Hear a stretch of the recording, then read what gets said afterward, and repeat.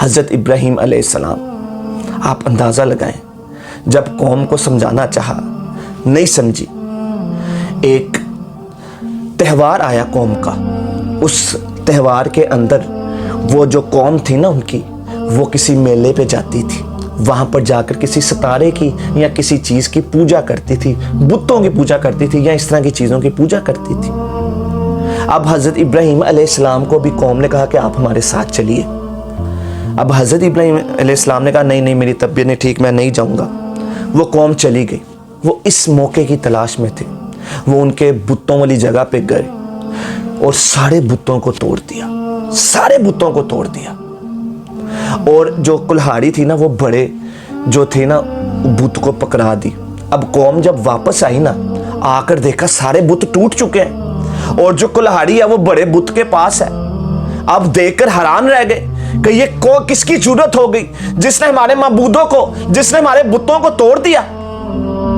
ایک بندے نے کہا ہاں ایک لڑکا ہے ابراہیم، وہ ہمارے بتوں کو برا بھلا کہتا تھا، بلاؤ اس کو، یہ کام اس کا لگتا ہے۔ حضرت ابراہیم علیہ السلام کو بلایا گیا، ان سے پوچھا گیا یہ کام کس کا ہے؟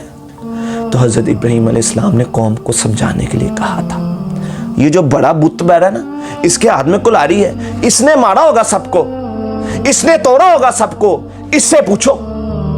اب قوم جو تھی نا وہ کہتی وہ بھلا کیسے بتا سکتا ہے، وہ تو بت ہے، وہ تو کسی کو مار بھی نہیں سکتا، وہ تو کسی کو نقصان بھی نہیں پہنچا سکتا۔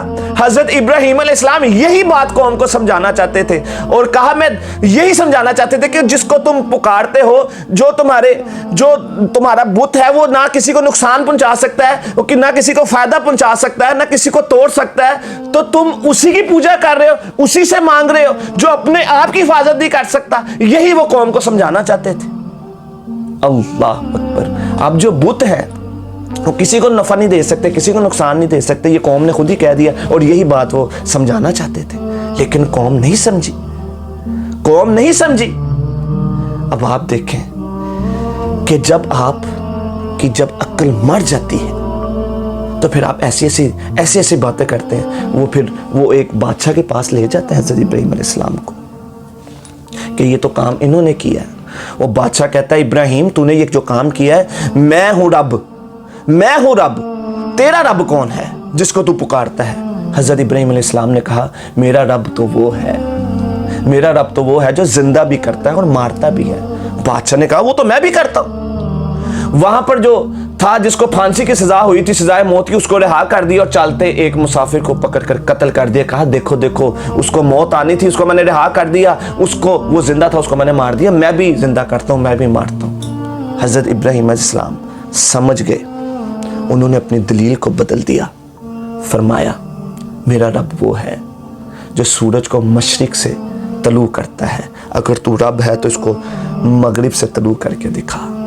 یہ کرنے کی یہ دلیل جب دی، وہ ہکا بکا رہ گیا بادشاہ، وہ ہکا بکا رہ گیا، اس کو بات ہی سمجھ نہیں آئی۔ پھر بات وہی آ جاتی ہے، جب جواب نہ آئے تو وہ الٹا جو ہے وہ غلط طرف نکل جاتا ہے۔ کہا ابراہیم کو پکڑو، اس کو قتل کر دو۔ اب دیکھیں وہ رب اپنے آپ کو کہنے والا، اس کی بھی جو عقل میں تھا وہ پردہ پڑ گیا ہوا تھا۔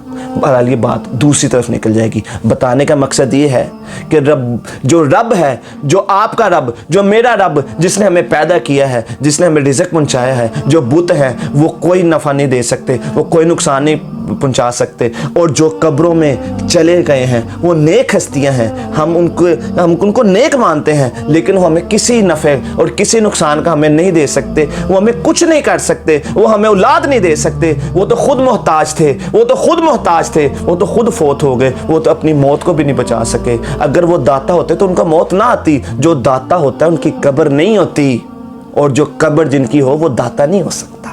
اس بات کو سمجھیے، یہ عبادت جو ہے ہم نے صرف اور صرف اللہ کی کرنی ہے۔ اگر ہم اللہ کے سوا کسی اور کی عبادت کریں گے تو یہ شرک ہے۔ میرے بھائیوں، میری ویڈیو کو جو آپ دیکھ رہے ہیں، ہمارے اندر کوئی اختلاف نہیں ہے، آپ قرآن کو ترجمے سے پڑھیں، آپ کو جو میں نے مثالیں دی آپ وہ دیکھیں۔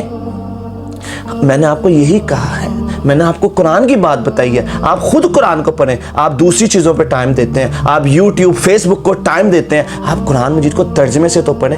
یہ کیسے ہو سکتا ہے، یہ کیسے ہو سکتا ہے کہ اللہ تعالیٰ آپ کو بن مانگے دے رہا ہے اور جب آپ مانگیں گے تو نہیں دے گا؟ تو میرے بھائیوں شرک سے بچ جائیں، یہ ظلم ہے، یہ جو شرک ہے یہ ظلم ہے میرے بھائیوں، اس سے بچ جائیں۔ آئیں ایک اللہ کو پکاریں، قل هو اللہ احد اللہ الصمد لم یلد ولم یولد ولم یکن لہ کفوا احد۔ وہ ایک ہے میرے بھائیوں، وہ ایک ہے، اسی کو پکاریں، اسی کے آگے سجدے کریں، اسی کے آگے رکوع کریں، اسی سے دعائیں مانگیں، اسی کے آگے سجدے کریں۔ وہ آپ کو دے گا، وہ آپ کو دیتا تھا، وہ آپ کو دیتا رہے گا۔ وہی اکیلا ہے، وہ داتا ہے، وہ مشکل کشا ہے، وہ حاجت روا ہے، خالق ہے، مالک ہے، رازق ہے، وہی ہمیں سب کچھ دیتا ہے میرے بھائیوں۔ کسی اور کی عبادت نہیں کرنی، صرف اللہ کی عبادت کرنی ہے۔ دیکھیں پھر آپ کی زندگی بدل جائے گی اور آپ کو آخرت میں بھی انعامات دیے جائیں گے۔ سبحان ربک رب العزت عما یصفون والسلام علی المرسلین والحمد للہ رب العالمین۔